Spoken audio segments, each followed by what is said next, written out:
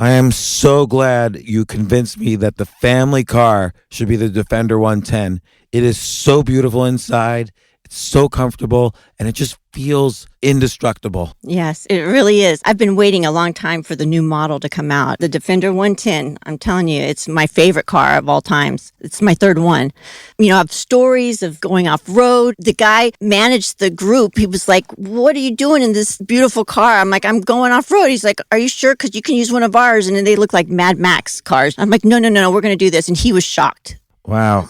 Well, it's great because the Defender has been reimagined for 21st century adventure, and its unparalleled off-road ability, as well as its robust interior, are invaluable whether you're headed towards uncharted territory or just a weekend of exploration. The Defender 110 tackles challenging surroundings with absolute confidence. The SUV conveys strength outside and in, featuring peerless technology like an intuitive driver display and an award-winning infotainment system. That's my favorite part, to keep you connected no matter where the journey takes you. Adventure is unique to everyone, and so is the Defender. Choose from the two-door Defender 90, the four-door Defender 110, or the larger Defender 130 with the ability to seat up to 8 passengers. You'll find uncompromising performance in all three. So pack up and go even further with the Defender 110. Learn more at LandRoverUSA.com/Defender. These days, we're all investors, trying to be smart with our money despite our worst impulses. But at iShares, we believe that deep down inside of every investor is a better investor. One that's just waiting to be let out. Explore iShares ETFs and insights and let your best investor out. Visit iShares.com for more information. This isn't your average business podcast, and he's not your average host. This is the James Altucher Show on the Choose Yourself Network. Today on the James Altucher Show. I just got this call from Letterman's people. I didn't get a shot for quite a while. I then realized I've got to just take this shot. I don't think two people can work together for 33 years without there being affection and an ability to solve problems together and work out creative difficulties, if there ever is any. Absolutely. I mean, you guys were a real pair and team. It was Letterman's show, it was Late Night with David Letterman, and you were on every episode. I mean, it was his show. I was his employee, and he was so kind and generous with airtime.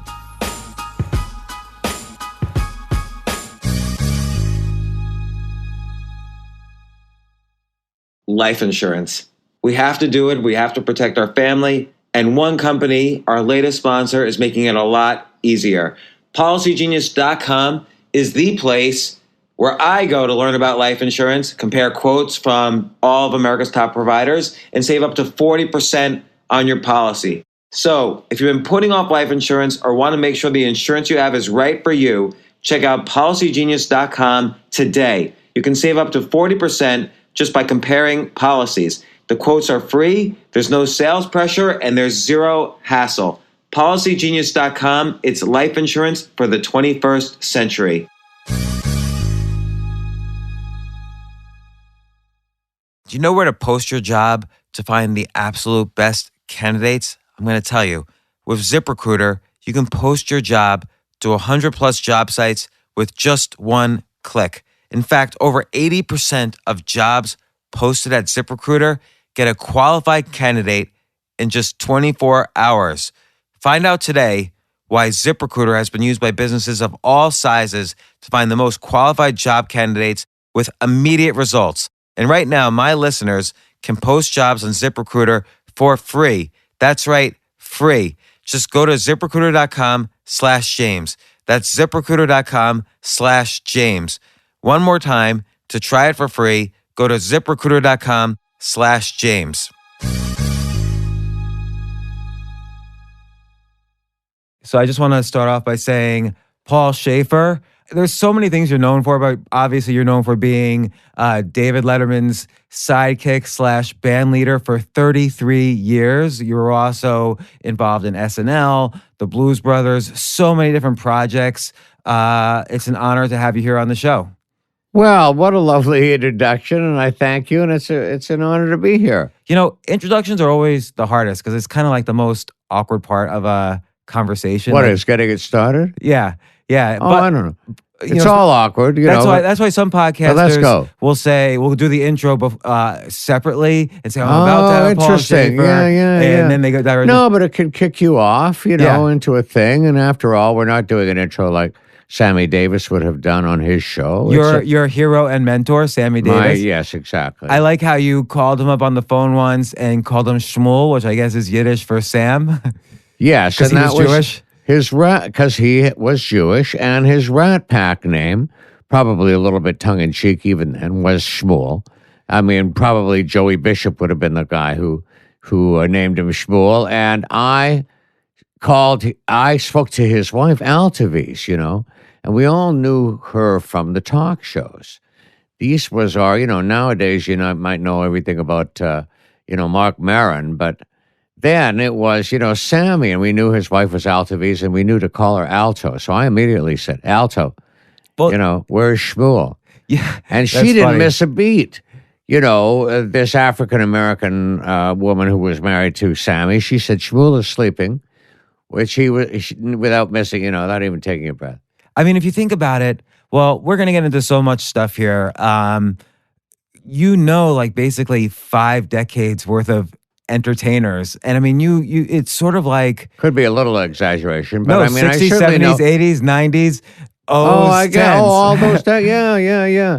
And a little bit of my parents, as we all, all of us baby boomers to whom the Ed Sullivan Show on Sunday night was so important. It was just waiting for the Beatles, but even before that, it was very important that the family gather and watch the Ed Sullivan Show. And he, with his bookings, a little something for everyone, we learned about our parents' generation of entertainers too. Well, and let's face it, the Sammys and Jerry Lewis's, that's a little really more of our parents' generation than ours. Right, although you were... So that's 50s, even 40s, because we know about the old movies a little bit. I'm not an aficionado of that, but a lot of people know the Clark Gable and that era of movies too, Well, you bring up so many things, and there's a lot I want to touch on. There's a couple of things I want to touch on. One is how I love how your career is this perfect intersection of music and comedy, right? If you had just tried just to be a musician or just to be, let's say, a comedian, it might have been a much more difficult route for you. But you had so many talents in both that for you to do the intersection made your career a lot more flexible and unique to you. Absolutely. It's true. You sound like you've analyzed. Oh, yes. Me and I should be lying down on a couch. That could be. Well, we'll get to that. Okay. But the other thing is your role.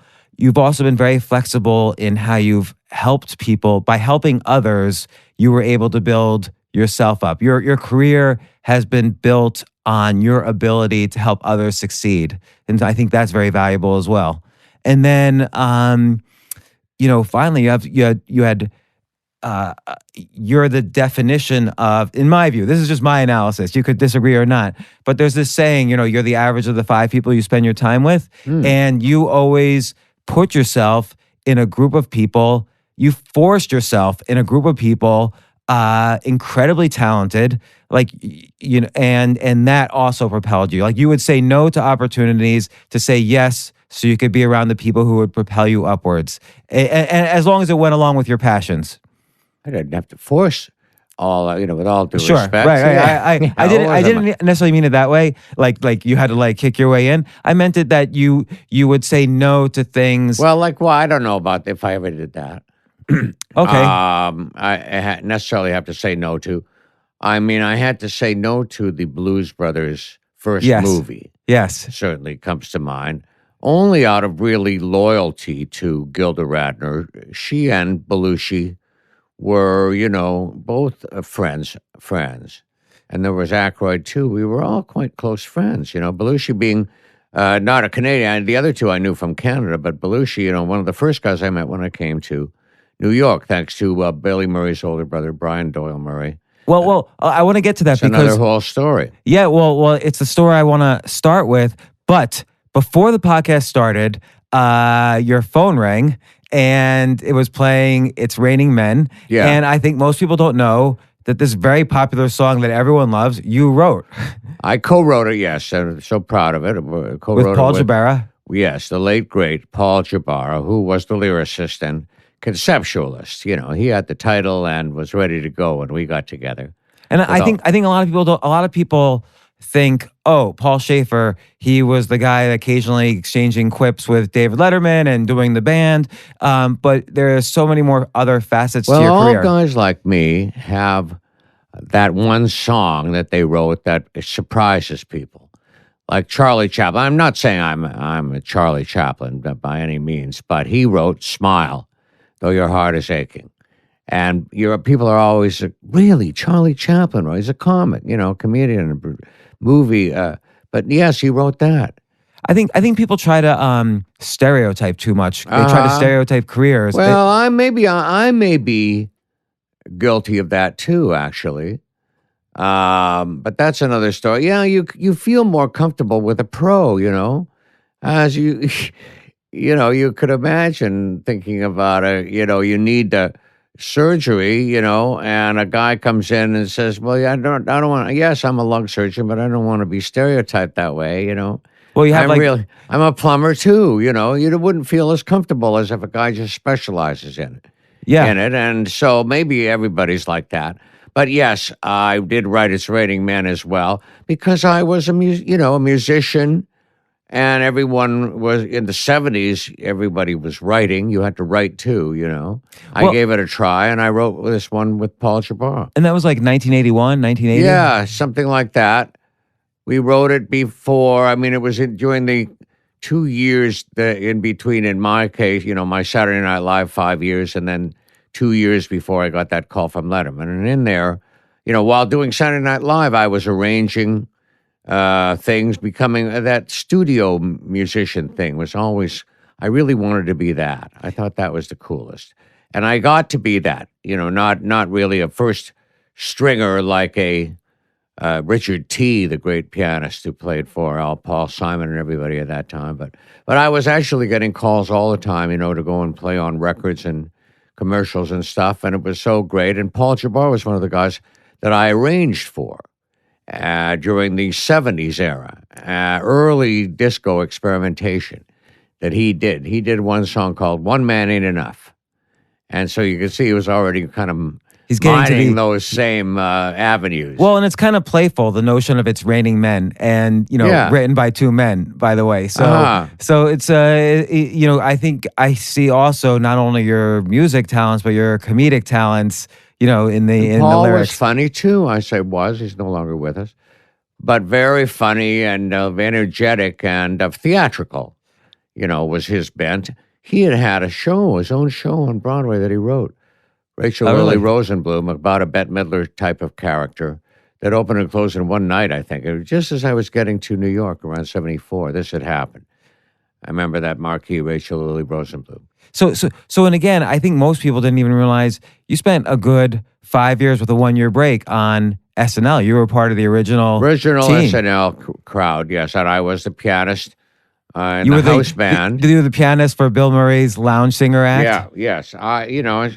Being hired by Howard Shore, the musical director, also Canadian, I became a rehearsal pianist very naturally because there was Gilda, my old friend, in the show, and Belushi and Aykroyd, everybody. I started working with them. I started writing, developing material with them, musical material, and I became a writer of special musical material, collaborating with writers and performers, and then even got to be in some sketches. Well, and I think that, gosh, there's so many different directions I want to go. We're kind of going on kind of the biographical stuff that's very important, but you sort of defined, and correct me if I'm wrong, the idea that a musical production, a musical band can be behind a lot of this comedy, like the band is just as much a part of the cast of an SNL or a late night show as the other members of the cast. Yes, well, Because I can't remember Johnny Carson's band, for instance. Maybe that's because I'm too Except young for that it. they had Doc Severinsen, who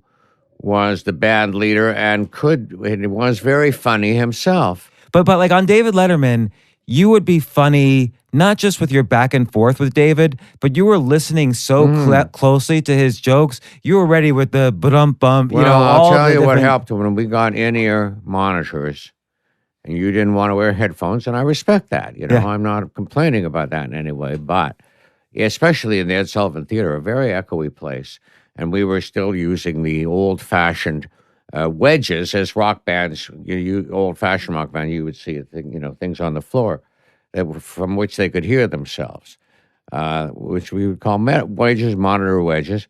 I couldn't quite hear him, and if there was a laugh, I really couldn't hear him.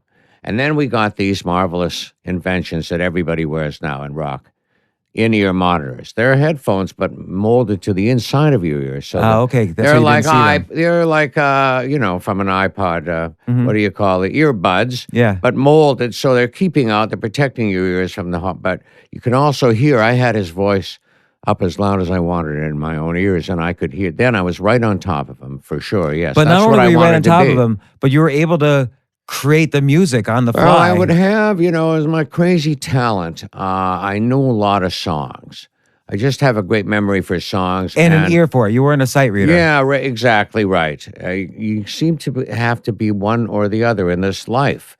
And I'd much rather play by ear than by sight. And you're a musician? Well, I mean, not really, but if I had a choice, I'd much rather be able to play by ear because me this seems too. more I fun. mean, that's what I chose. It's more from the heart, I think. But nonetheless, it would be great to sight read too. I can read and write music and all, just not sight read. But I developed my ear, especially listening to rock and roll as a kid on the radio up in Canada.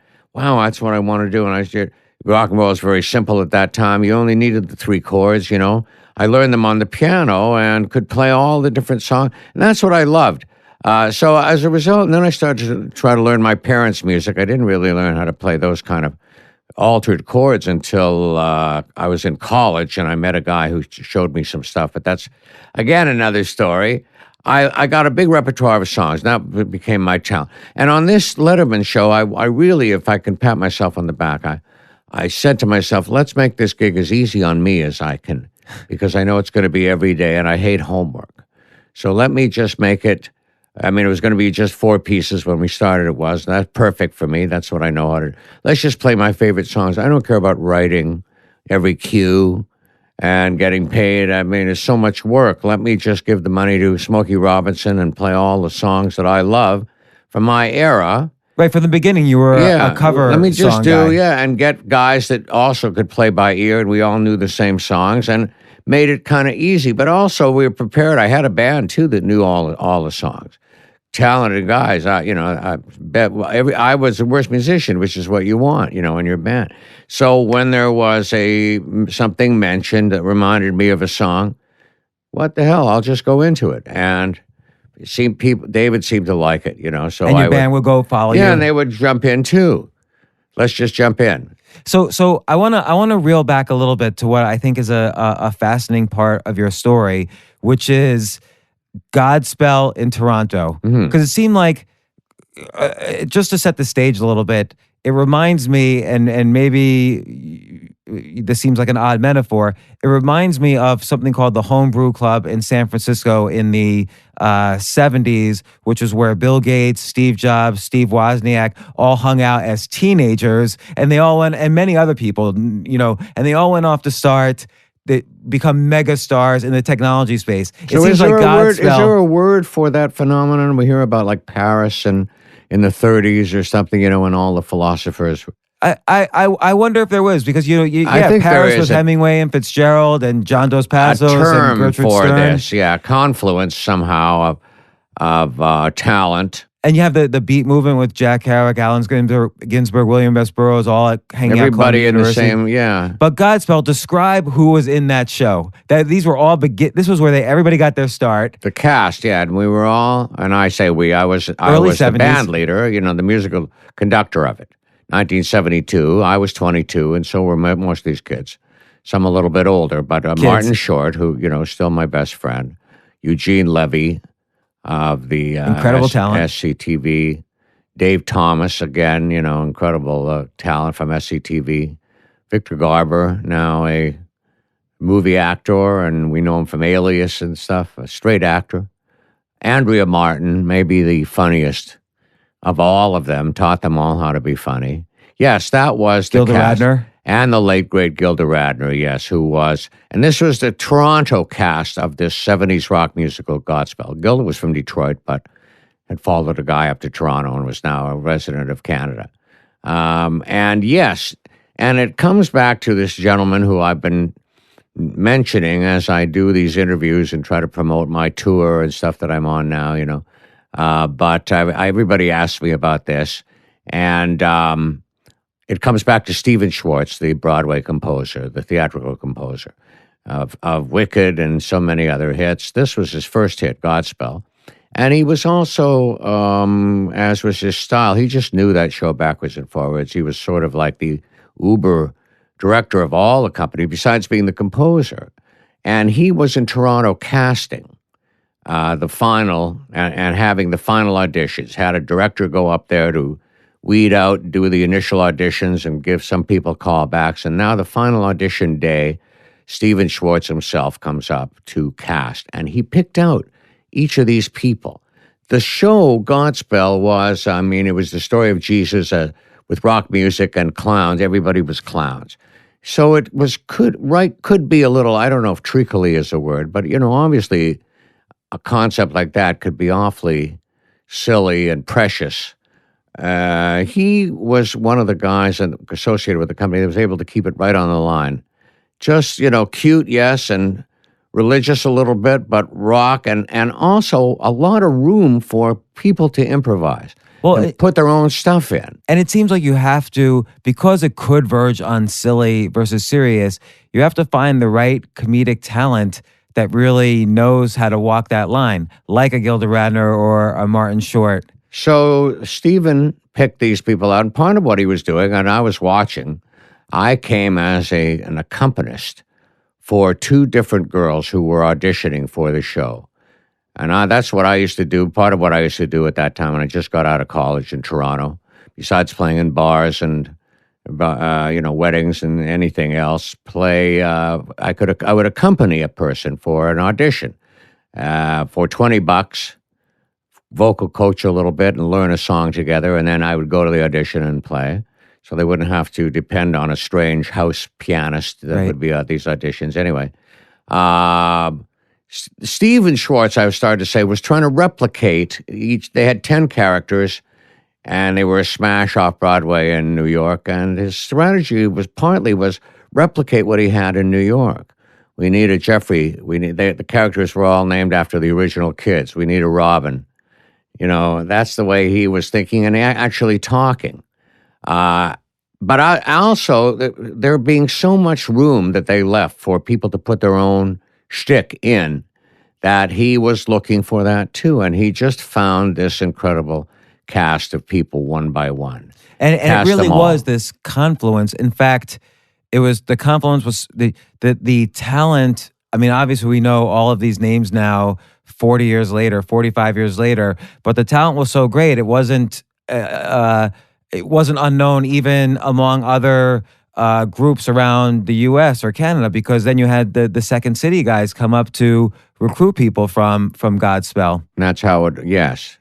And they did. They rated the show. Godspell was ending anyway after about a year run, and then they cast in the Second City nightclub, Gilda, Danny Aykroyd, but wasn't in Godspell, but would hang out with these kids. Everybody knew each other. That he knew be around the five people. Yeah, he would. I remember him being in the green room and also going to see him, and he had an act with another hilarious woman named Valerie Bromfield.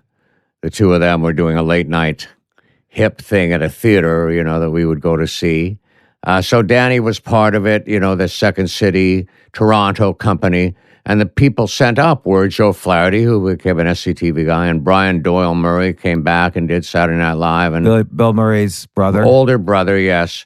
And I befriended Bill up in Toronto. I didn't join on to the SCTV. I had been in the Godspell conductor.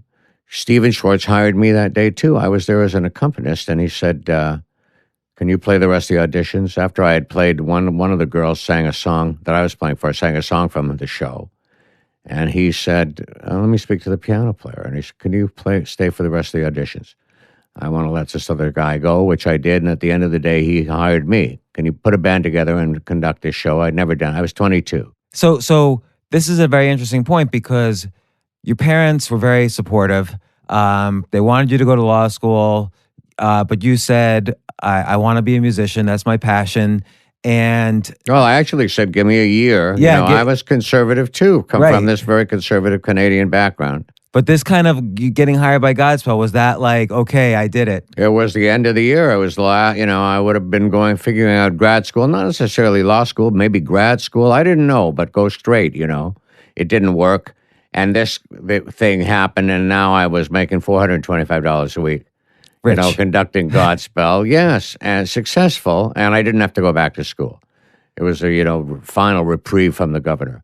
And so now we have this kind of interesting union between this amazing Second City cast from Chicago, which included, John Belushi and, the amazing cast that came out of that, the Godspell cast, and then ultimately all of you guys sort of converged on Lorne Michaels' first season of Saturday Night Live. Yeah. That's exactly what happened. I mean, it's kind of interesting. Lorne was a Canadian. He was, engaged by NBC, and Dick Ebersol was the VP of late night at that time, and they were going to put together a late night show from scratch, on Saturdays because they were going to stop showing reruns of Johnny Carson. And Lorne started recruiting, and as we've seen, it's one of his great talents, casting. Like Schwartz, another one, who can see the potential in people. And again, at this point, are you saying to yourself, okay, I'm not necessarily going to be a studio musician for the Rolling Stones, but I'm carving out a career as supporting for these amazing comedic talents? Well, I had gotten to New York via Steve Schwartz, who said, come down and play in the Pit and Broadway. I still wanted to be more rock and roll. That was my passion, and studio musician, yes. And I started getting work right away through various crazy things. Phil Ramone was the Schwartz's sound consultant on and produced the cast album of The Magic Show. That was Steve Schwartz's show that I was now playing in the Pit. And Phil, ended up calling me for a Burt Bacharach album to actually play, before I knew it, I was on a Bacharach, That's talk hilarious. about it. Yes. I mean, that was a realization of a dream very, very, very early. So I was moving pretty fast. But then this, SNL, Lorne from Canada hired Howard from Canada. Howard now Oscar-winning movie. Howard Shore. Movie writer, soundtrack writer. Howard, I was already in town doing the Magic Show. Howard called me. You'd be perfect for this. And you also know, he says, Gilda's going to be doing it. And turned out I had, through Brian Doyle Murray, he and I hit it off in Canada when he came up to show them how to do Second City with Flaherty. He and I hit it off, and he said, you got to meet my brother. He and you share a similar sense of humor. He does a thing in Chicago in the nightclub, and he told me about some of Billy's stuff, and of course, it did sound hilarious. And like what? What was some of the stuff? Well, that he told you? said, even then, I was I and Marty, Marty was the guy who kind of showed me how funny this stuff was. Really, the older generation of show business, the Sammys and Danny Thomases, etc. How funny they were juxtaposed to the rock and roll generation. Of comedy and music, there was some more. What do you mean? What does that mean? Juxtaposed with the rock and roll? Well, what was happening in show business was the Beatles and the rock and roll revolution, and it changed everything culturally, of course. And people wore blue jeans to work, but there were still these guys playing Vegas, which was the squarest thing at the time, because it was from the older generation and wearing tuxes and speaking in a mannered way that they were trying to sound so elegant at the time. They had no educations, but Sammy almost became British, in order to sound educated. We thought this was so funny compared to the Rolling Stone. Here's a fucking song, John Leoka. That was what was happening on stage.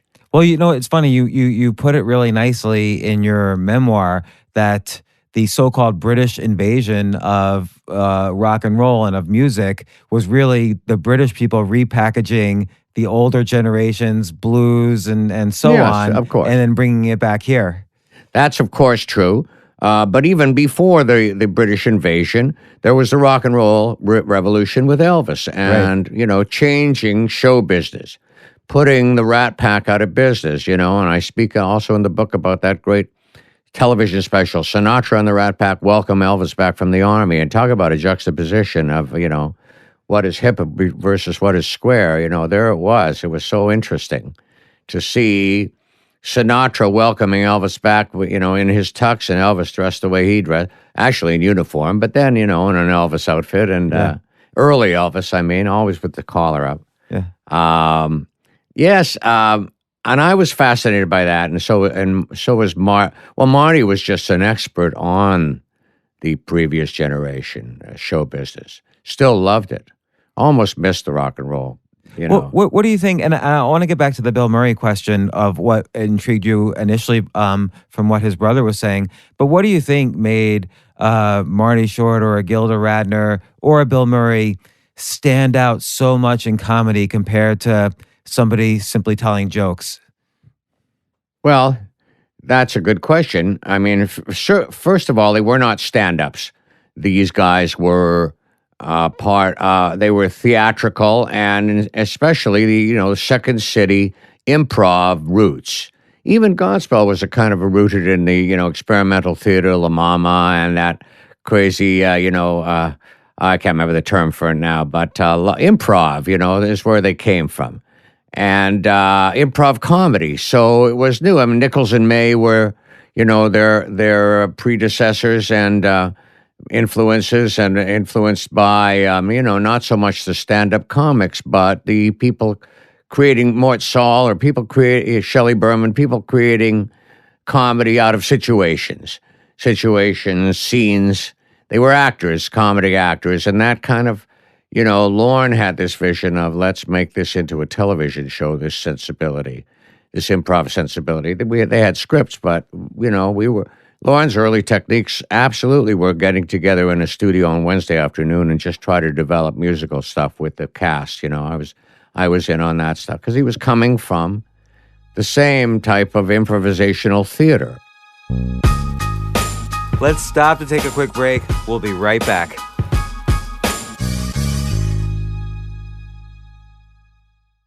I totally get it. Life insurance can be confusing, time-consuming, complicated, and if you're ever paid out on your life insurance, you won't be the one using it. You'll be dead. That's the whole point of life insurance. So I am really glad our latest sponsor is the one company that is making it a lot easier to find good, solid life insurance for you. PolicyGenius.com is the place to go to learn about life insurance, compare quotes from America's top providers, and by doing so, you can even save up to 40% on your policy.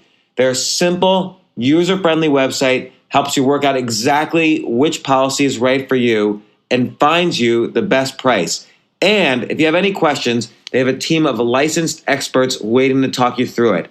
No call waiting, no pressing a ton of buttons to direct your call. You get actual customer service, which is unbelievable. And they don't just do life insurance. You can get health insurance, insure your pet, or even protect your income, whatever you need. If you've been putting off life insurance or want to make sure the insurance you have is right for you, check out PolicyGenius.com today. You can save up to 40% just by comparing policies. The quotes are free, there's no sales pressure, and zero hassle. PolicyGenius.com, it's life insurance for the 21st century.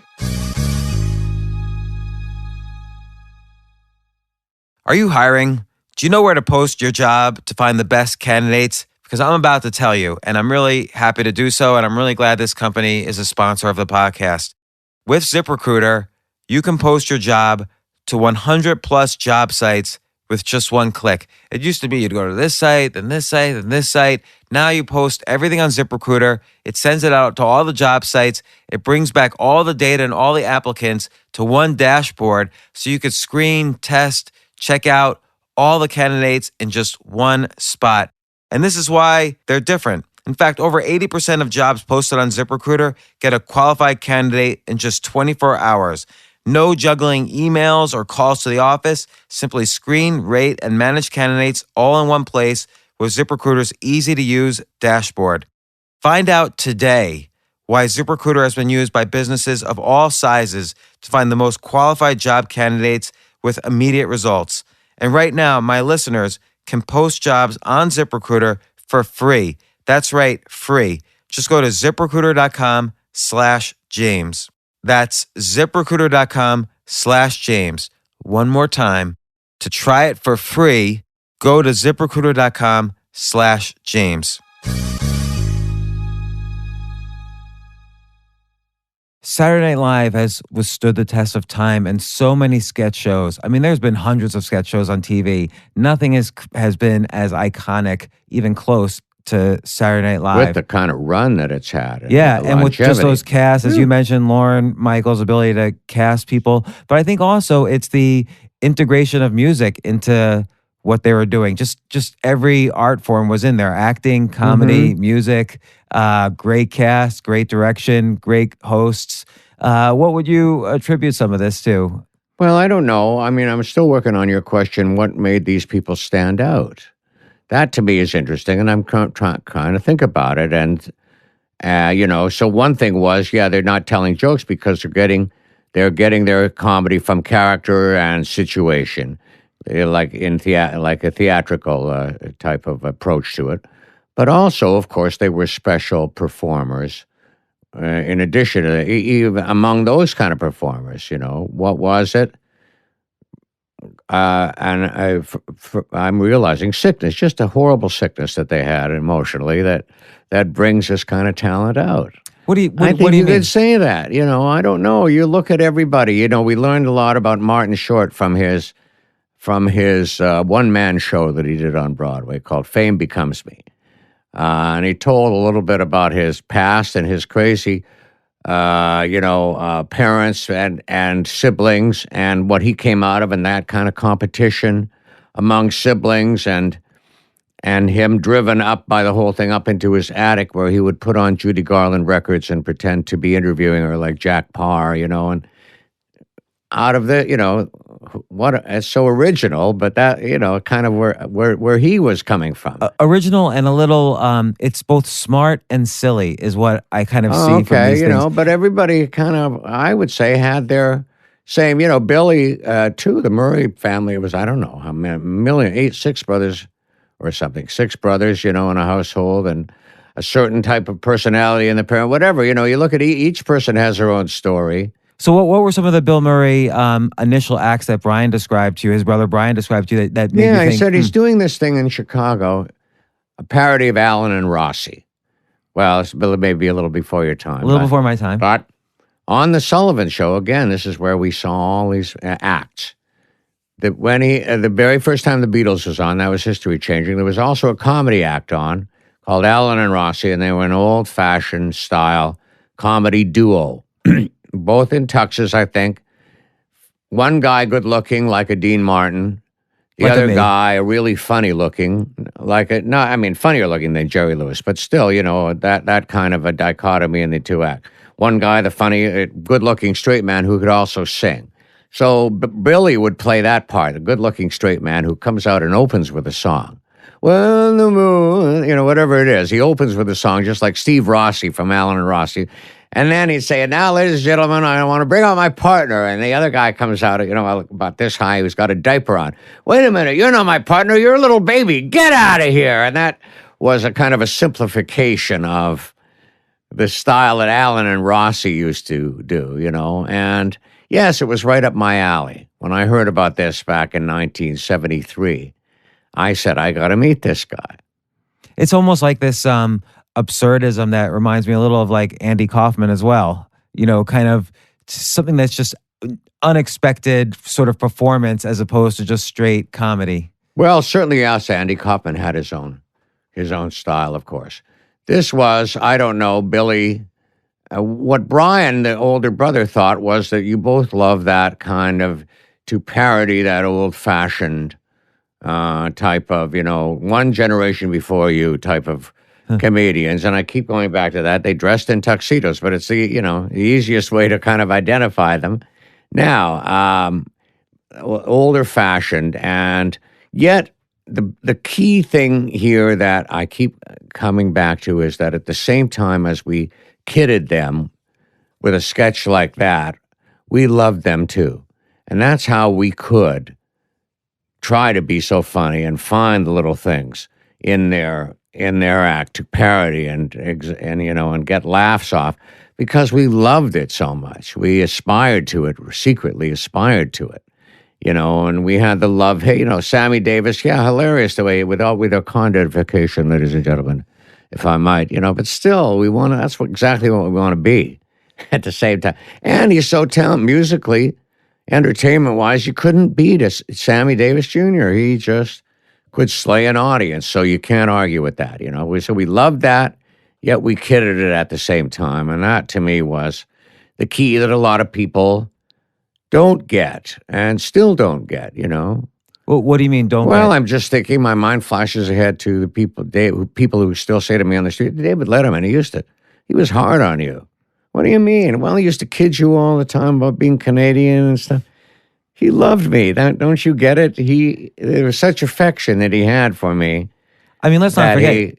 People don't get it, that it's just you do both at the same time for some. Well, I don't think two people can work together for 33 years without there being affection and an ability to solve problems together and work out creative difficulties if there ever is any. Absolutely. I mean, you guys were a real pair and team. And so let's go forward to David Letterman, because by the time you were asked to perform with Letterman, you had already had significant experience in, let's call it, musical comedy, which is, from Godspell to SNL to Blues Brothers to all of these different projects. So now you're on Letterman, probably the most qualified guy in the world to be frontman of what was then called the world's most dangerous band on a late night show. No, and again, I was not really the leader of it. Howard Shore was. But Howard was a guy who felt uncomfortable in that it's almost the same, part of the same feeling of that's an old-fashioned Vegas-y cliche. The Kardashians have made Vegas cool again. So, but and right there where I'm talking about 70s, an extension of the 60s, Vegas was the squarest. You don't want to play Vegas. Now Diplo is spinning there every night, but it was different then. Oh, so we didn't want to be like that. And I like how you're up on like current names. Like you got to I didn't throw know in what a Diplo Diplo was till this morning. You got to throw him in. Well, he was just in some kind of a thing. Yeah, he refused to do something. He criticized something. I don't know. I've lost my train of thought now. Oh, sorry. So no, it's me. So you're starting at Letterman. You have all this experience. Howard Shore. Oh yeah, Howard Shore. I was saying, he thought there was to stand out in front of a band and conduct it was too cliche. He was one year he tried to be sitting at a desk, sort of an old antique desk on the stage, anything to avoid being, but I was more desperate for attention and being more animated and in fact had just come back from Hollywood where I took a year off and did a sitcom. Yeah, Norman Lear back sitcom. Yeah, and came back from there with these Elton John glasses. These white Elton John glasses, exactly the same as his. I was such a fan of his that when I went to, a costumer took me to the place on Sunset Boulevard where he got his glasses. It was called Optique Boutique, and they said, here, we just had these made up for Elton, and, lenses this thick.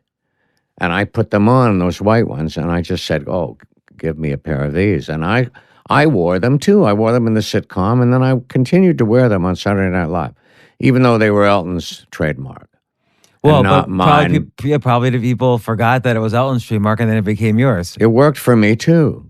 Probably more people watched you because they were seeing you every Saturday night. They remind me of Elton, whatever, I didn't mind. Yeah. I didn't mind not even, ripping off Elton, his glasses thing. Well, part of your career is you didn't really mind much in the sense that, let's just call it like it is. For 33 years, you didn't mind not really playing second fiddle. That's almost too harsh a word, but Letterman, it was Letterman's show. It was Late Night with David Letterman, and you were on every episode. Yes, you were the foil. Absolutely not too harsh a word. Yes, it was his show. I was his employee, and he was so kind and generous with airtime that he said, if you, and especially for an ego guy like me, but trying to bust out, as retiring and shy as I am on the street, I have inside this, I'm just as sick as all the rest of them up in Canada.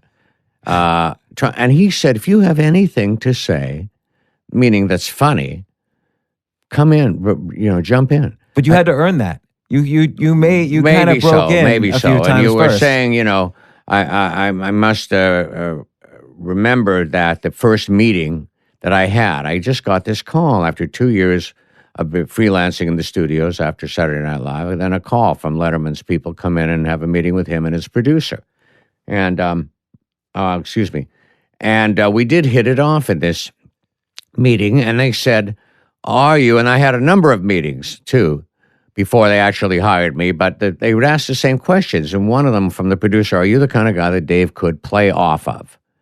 Of course, it's really about Dave, You've got to make him look good, and in any way, and that's everyone's job. Not that he needs it, but nonetheless, it's our job. And are you the kind of guy he could get some laugh, play off of? And I would say, absolutely, yes. That's what I've done. I actually, okay. But they didn't design the show that way. They didn't give me a little, Paul introduces, Dave would introduce me, but then just go on. It was never, and then Paul says, says good evening. I didn't get a shot at doing that for quite a while. I then realized I've got to just take this shot. I grabbed the mic out on the, and it wasn't on, and I had to, at the end of the show, well, can we get my mic turned on? Well, I don't think they want it on. No, they do. No, we want it on. I had to go through all of that. Well, get it turned on, and the next night started speaking again, just in kind of Vegas talk, if you will, Sammy Davis style, marvelous, whatever. And Dave got a kick out of it. He liked it. He wasn't expecting it. Yeah, you had this kind of like old style, hip, hep kind of way of talking. I already came out within this kind of character developed by, the kidding and simultaneously loving of Sammy Davis and his ilk. And then how your friends from Godspell, Martin Short, Gilda Radner, how they all kind of played off of that, and you played off of each other doing that for years.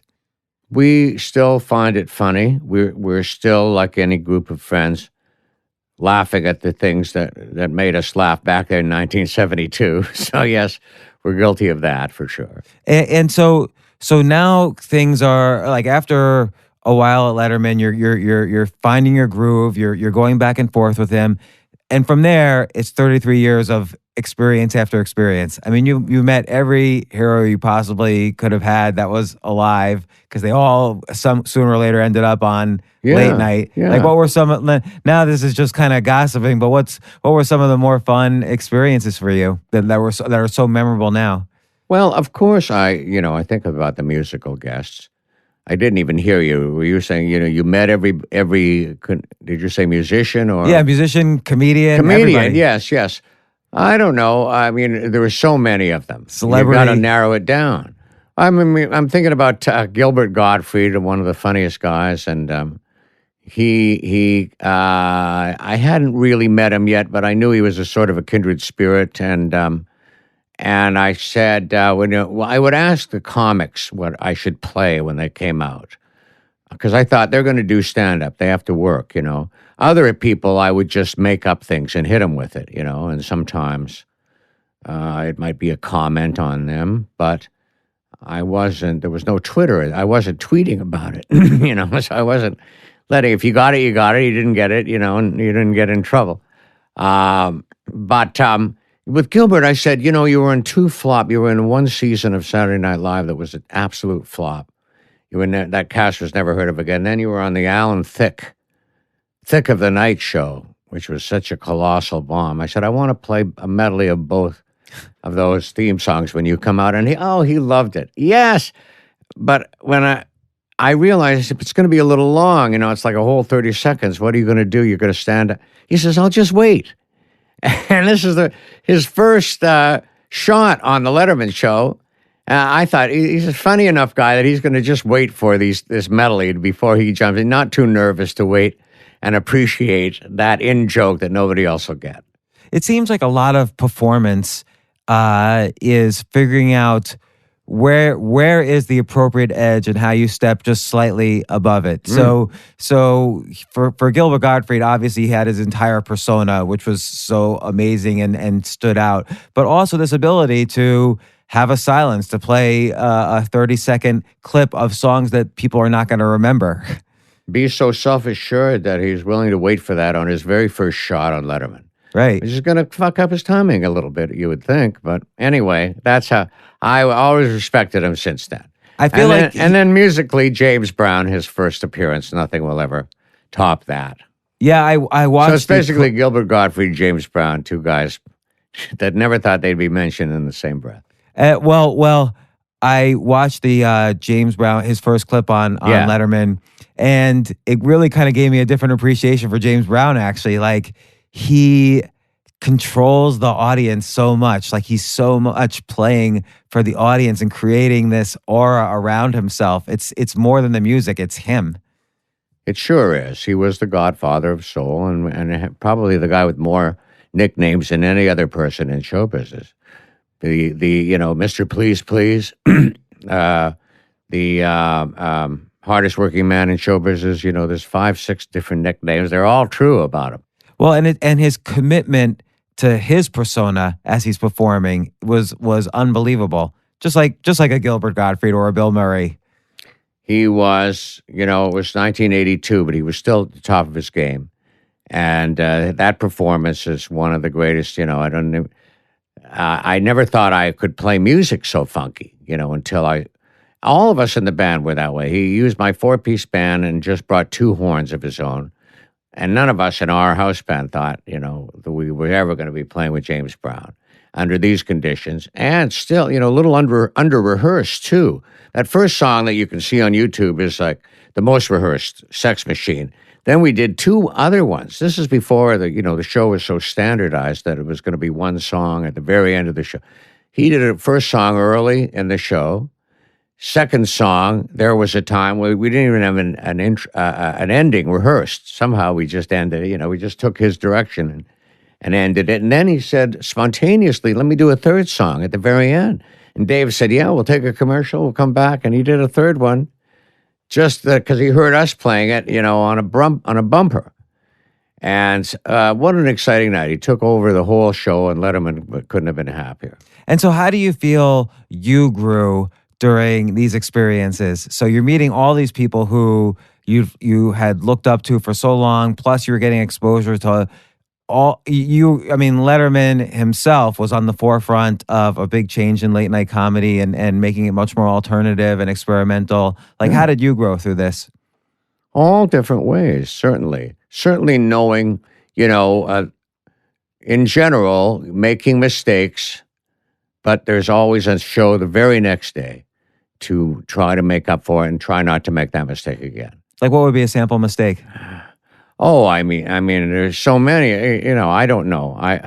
Just thinking about James Brown, though, I thought you were going to ask, what did you learn from a James Brown? Well, so much. He was the ultimate band leader, One thing that comes to mind is, you're always having to make a signal to the band, let's go back to the top of the chart for whatever reason, And I used to, as a kid, I would just be going like this, Hitting your head. As my signal, and everybody went, okay, back to the top. But when James was in control, I noticed what he did. He just went like this. And I said, "Oh, well, that looks so much cooler than what I'm doing." So from then on, that's my signal. More energy efficient too. Just More pointing to your energy head instead efficient, of but hitting your just head. cooler looking. Maybe it means my mind. It's something that you can get away with as a part of your performance, and not just a silly thing like I used to do to go back to the top. And again, your interactions with Letterman and watching Letterman for so many years kind of command a entire production every single night. Yes. Like that must have been, obviously that was an amazing experience, but what Well, you're so right in that's what, in describing it that way. And I realized it when I got to host it those 2 times that I did. Right, when he was sick and when Harry was born. When he had a baby, yes. And there was what he had to do and what I tried to do, no comparison to what I had been doing every night. I said, oh my God, this is what he's been doing? Carrying the whole show on his shoulders. What surprised you? The pacing of it, just that it's all on you. Whether whether the show is entertaining or not. No one else, has anything to do with it but you, the host.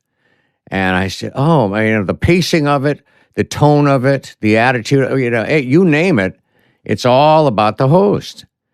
So, incredible. And the consistency of it too, because he couldn't vary that much. I mean, he obviously tried many things and there was many different formats, but he still had to cater to his audience. Mm-hmm. He still couldn't disappoint them. Well, that's, stuff that was way over my head. I didn't have to go, be privy to what kind of a show he was trying to do. I mean, obviously, his suits got better and he became more of a mainstream host when he moved to 11:30. Right. More of a guy that others start to make fun of. We were just like he was the last generation suddenly. Just like we were making fun of, yes. But that's where he was going, with his career. He wasn't just going to be an underground anti-establishment commenter on, he wanted to be the real thing. Well, it's interesting. I guess you can look at like the Larry Sanders Show on HBO, which was sort of a spoof on late night. It was a sitcom that was a spoof on late night talk shows to some extent. Even though Letterman played a side character on that occasionally, to some extent that was a spoof on the older generation of talk shows. Talk shows changed incredibly after that. And you great think comedy Sanders came was out of that. Well, I always thought Larry Sanders was trying to be Letterman, just doing Letterman. Yeah. And the kind of guy. But a poor job of it. I mean, the show, though. Yes. Not Sanders, the character, but the show was a show about a Letterman type of show. Yes. A younger, not so much Johnny Carson, but more the era of David Letterman, who would have a wacky sketch. And I guess it was kind of Carson-esque, too, sure. And then you look what came out of, I would almost use that as a division of generations because from that came Jon Stewart and then all this comedic talent like Judd Apatow wrote for the Larry Sanders Show and Sarah Silverman and all these Bob Odenkirk came out of there. Like yes. Well, we see it now. I've been enjoying the show. You were just recently on YouTube. Yes. Oh yeah. Seeing all the episodes that I didn't see. Yeah, it's a great show. But they had certain writers who had been Letterman writers. Oh yeah, I didn't know that. Yes, and and had certain information about backstage at Letterman that would creep into Larry Sanders sometime. Given things that only those guys would know. Given that the show was so much dependent on Letterman's life and moods and life situations and so on, was there ever a point where you were worried what was going to happen next on the show? Like, obviously, the late night wars between Letterman and Leno have been written about, ad nauseum. But were you personally ever wondering what was happening? I don't think so. That was never my style, as you know. I just what's next.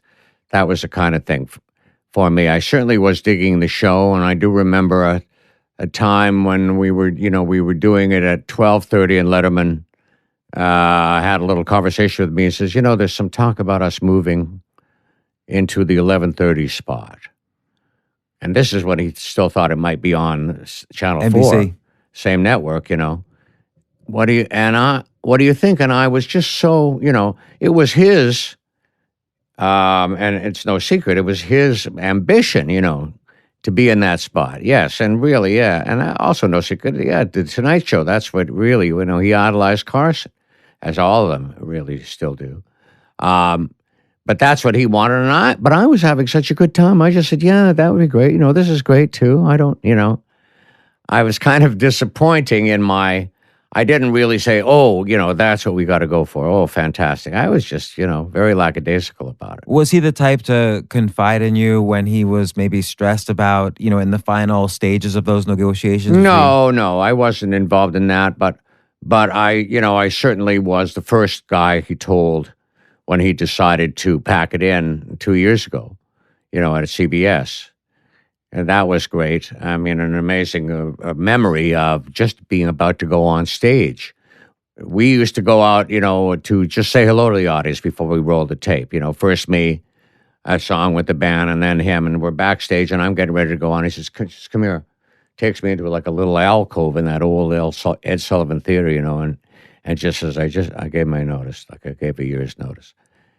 Oh, my God. I said, well, that's a now Paul Shaffer. And I'm on. Did that throw off your show?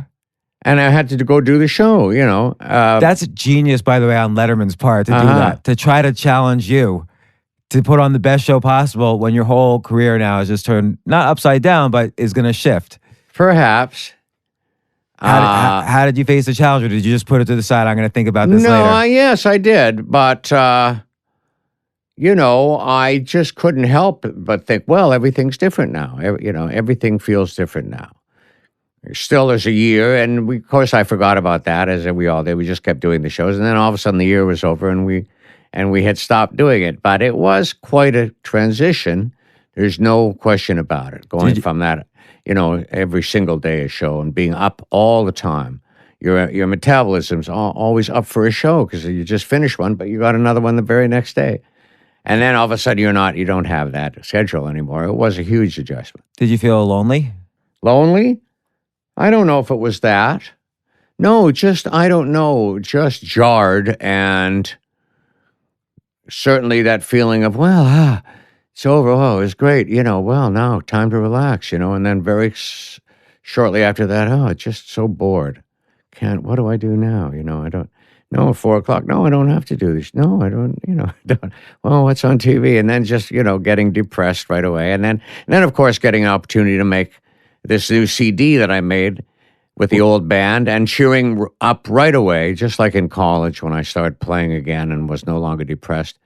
All I have to do is keep playing the piano. That keeps me happy. So I'm, I got over it, happy again. And you're touring now with the world's most dangerous band. Fun, yes, the same band. That was together all those years, and with the bigger version at CBS with the horn with three.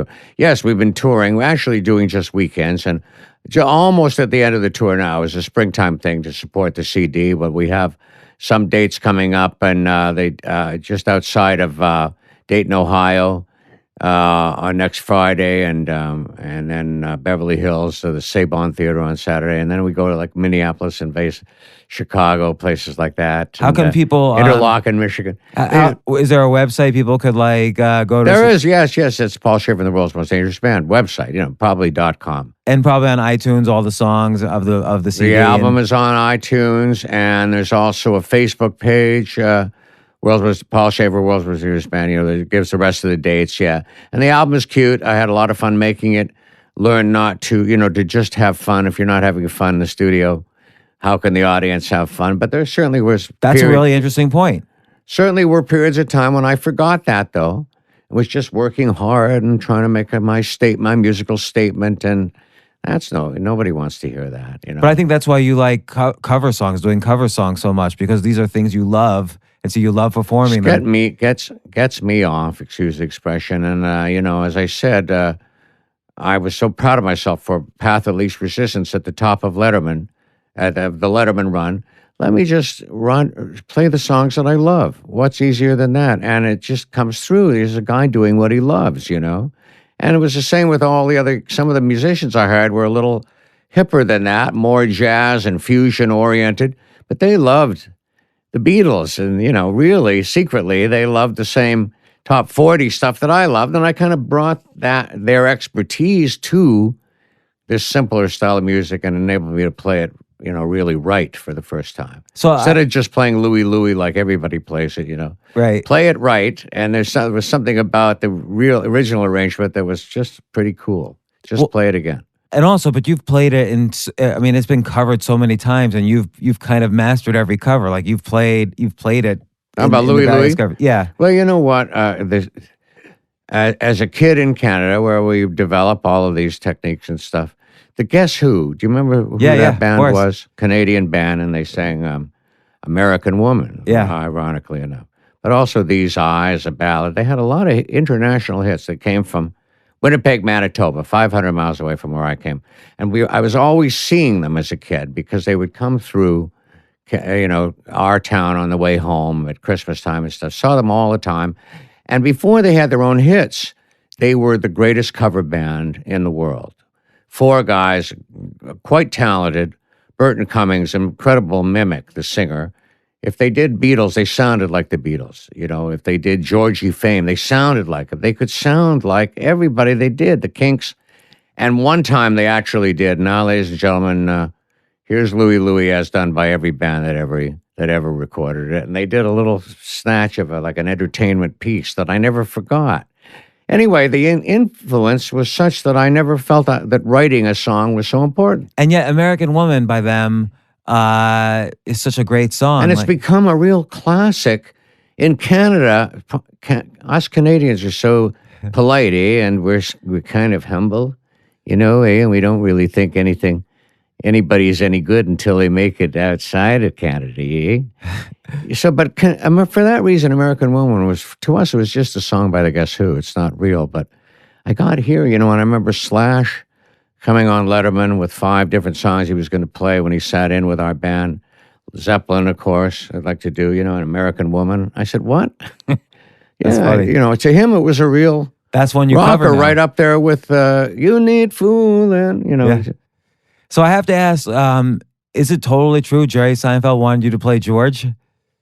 Well, all I can say is it's my wife hates when I get into this story, so I can't talk about it anymore. Why does she hate it? Well, I don't know why. She doesn't like to hear it. He has denied it. I saw him on denying it. So what more? I can't really even speak about it anymore. Once he has said it's not true. Well, there could be a lot of reasons why he says that, but the story goes somebody called, I guess, Letterman. But that's my recollection. No, I got it. I didn't even have an assistant at the time or anything. You get these things in life a little bit, Lauren even used to say, you get it the year after you need it or something like that. Whatever it was, I had no way to answer all these messages that were coming in, and one came through and it said, Castle Rock. I couldn't remember who. Somebody has a company called Castle Rock. Couldn't remember. Turned out to be Rob Reiner's company. Jerry Seinfeld's getting a show, and he wants you to be a sidekick. That's all it said. It didn't seem to have to even read for it, but I just was too overwhelmed with work from the Letterman show and stuff, and I didn't even call back on it. And he was at the time, he was a top-tier comedian, but not known for his TV work. Well, and I just thought, I'm doing so well here, and I just didn't have time to give it 2 thoughts, and little did I know at the time I was passing on the most beloved show in television history, yes. And so, and that, as I say, it may or may not be true. I have to say that. I think a lawyer would. And also, as long as I say allegedly. This happened. You didn't necessarily make a bad decision. It's easy to say things in retrospect. Well, even if I had my wits about me and had somebody to return the call initially, I probably would have said, I can't leave that. I get to do comedy and music at the same time on Letterman. That's every day. That sort of was, the pinnacle for me. So to be, and I had been in a sitcom. I alluded to it just a second ago. This year at the top in 1977, when I met Don Kirshner and stuff. So I had, even though that was kind of like the Monkees and had some music to it as well, but the music was pre-recorded and stuff, and mainly we were sitcom actors, and it wasn't making me as happy as even when I got my old job back on SNL and got to play music. Well, music is really still more, as much as I love to get laughs, that music is really where it's at for me. So 2 last points, really. It seems like you always, from the beginning of your career, even up through now, you always did what you love to do. So you always did what you chose to do. I always did what I chose to do. Well, I don't know. Things just happened. That's all I can say. I certainly did not do SC, the Second City nightclub show in Toronto, although I was offered that job. But it was just this big pay cut. I must be honest. From $425 down to, I don't know, $2 something. And I just said, this doesn't make sense, even to a kid. And all my friends were doing it. It doesn't make sense to me. It didn't seem right. And I would just be off stage playing the piano, certainly learning about improv. I wish I was doing that. But I hung out incessantly at that show anyway. Learned all the sketches and stuff and watched the pianist and figured out, I learned a lot just from being able to hang out every night and watch that show. Well, and which brings me to my second point about your career, which is it reminds me of something once said about Bill Murray. So Harold Ramis said, always stand next to the smartest person in the room. So he stood next to Bill Murray. And of course, they had great success together after that. And it seems like you also have always made a point of finding, the funniest or the most musical people to stand next to. Maybe so. I love to laugh. I love funny people, and it's true that when, in Godspell 72, there was a cast, there was a band, and I was hanging with the cast for sure. I just, they seem to be having more fun with their lives than a normal person, and I wanted to be a little more like them, and they did rub off on me, and as we did, a little bit of a skill of how to read lines in it, and that was so pretty preparative, pretty important for that reason. But yeah, yes, I've been a sidekick and certainly gotten, what an honor to be a sidekick to a Letterman, and then to be, Belushi's band leader in the Blues Brothers and stuff. It's absolutely true. So much now genius. I've made a transition. I have made a record and I'm on doing concerts. These concerts, I have had to transition to become the front man. And again, it's a lot harder. How do you I'm feel? absolutely digging. You're on the learning curve with it. How's it feel? I'm loving it, and every night I learn something new from the audience, how to do it. And the more you do it, the more like the pro Sammy Davis. And sure enough, I'm saying, ladies and gentlemen, for your kind edification, and thinking about Sammy, but now saying it as if it's really me. And I've blurred that line, as we all do, and we become what we mock at the end of it all. And I have now, I'm now fronting a band, but it's just so great, that interaction with the audience. It's almost, I get laughs. I tell stories in the show. I get laughs like a stand-up, and then we go into songs. That's great. I'm having a lot of fun. So, you and Letterman, any chance for one renewal show? I mean, one reunion show or anything? Well, that'd be so much fun with his beard. Yes, I don't know. I think he might have changed his mind. Who knows how he's feeling? Obviously, it's whatever he would want to do. I would do whatever he wanted to do, whether he decides not to do it again, like Robert Plant did with the Honey Drippers. Don't go back. Or a thing, if he wanted to do something, absolutely, I'm there. We'll see what happens. He's been saying, he's doing just enough to feel useful. Yeah, he'll do like interviews here and there. He'll like host something award to cause ceremonies. that, if it's Pearl Jam getting into the Rock and Roll Hall of Fame, yes, he loves them. He'll come and make the speech about them, and now he's getting the Mark Twain Award, and he's looking forward to that. You should play. Are you going to play the music? Yes, I am. Oh, that's great. He's asked me, would you have the whole band there and play for it? And so we are. What's the worst experience you had at Letterman? This is the last question, I promise. What's the worst? There wasn't really a worst. There really wasn't. Any guest that got out of control or anything? Well, of course there were, obviously, but he would have to deal with that, not so much me. Certain acts, you feel I shouldn't, I made a mistake. We were live. We were all the way live, and sometimes you make a musical mistake and things like that. Or one time I yelled at a stage manager at Christmas time. I wrecked Christmas right after Darlene Love's big Christmas number, and the snow was falling, and I lost my temper because it had been such a long day, and I actually was the Grinch who ruined Christmas in front of the audience.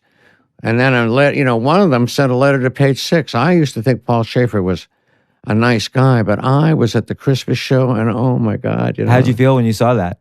Oh, I felt just terrible. But I was advised what's required is an apology, and I was only too happy to say I'm just an asshole. I lost it, and what am I going to do? And Page Six wrote it in a kind of a sympathetic way, luckily, but I was an absolute asshole. Showing the worst part of a guy, I'm supposed to be, what do you call it? An anomaly in a show, no, an actual nice guy, but absolutely lost it and was the total asshole, like Buddy Rich on the bus.